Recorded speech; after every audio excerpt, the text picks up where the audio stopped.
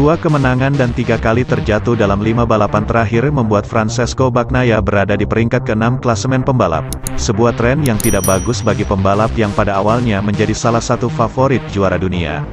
Seusai memenangi GP Spanyol, Bagnaia mengalami kecelakaan di Le Mans, Prancis.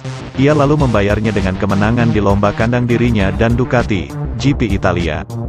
Tetapi setelah itu, Bagnaia kembali mengalami kecelakaan beruntun di GP Catalunya dan GP Jerman, menjelang MotoGP Belanda di sirkuit Assen, akhir pekan ini, 24 tanggal 26 Juni tahun 2022, Bagnaia tertinggal hingga 91 poin dari pemimpin klasemen yang juga juara dunia bertahan, Fabio Quartararo, Monster Energy Yamaha MotoGP. Situasi menjelang jeda paruh musim, seusai GP Belanda, ini mau tidak mau memberikan tekanan tersendiri bagi pemenang 6 Grand Prix kelas MotoGP tersebut. Apalagi, kecelakaan tunggal yang dialaminya di Sachsenring, Jerman, hingga kini masih misteri. Setelah melihat data, Bagnaia pun bertambah yakin betapa besarnya perubahan yang terjadi di MotoGP, paling tidak dalam 2 tahun terakhir. Sampai sekira 1,5 tahun lalu, jika mampu cepat dan mempertahankan limit dalam 80% dari jarak balapan, kans Anda untuk menang masih tetap besar. Namun, hal itu tidak berlaku saat ini, ujar juara dunia Moto2 2018 tersebut.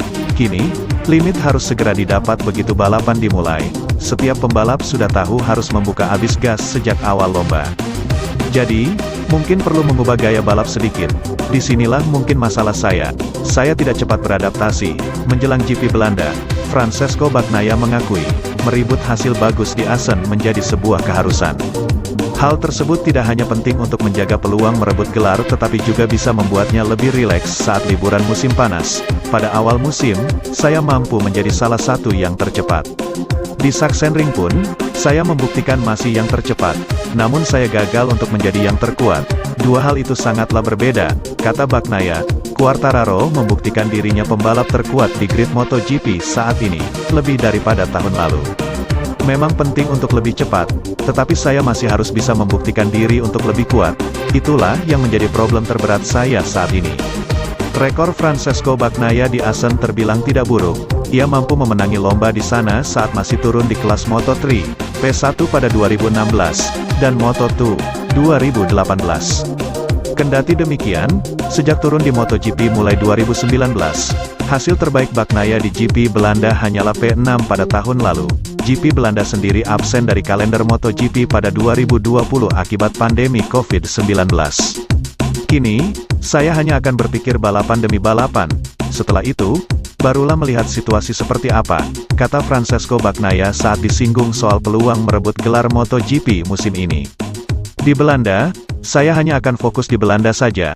Demikian pula untuk lomba-lomba berikutnya, Ducati pun masih yakin dengan peluang gelar dan sangat mendukung saya.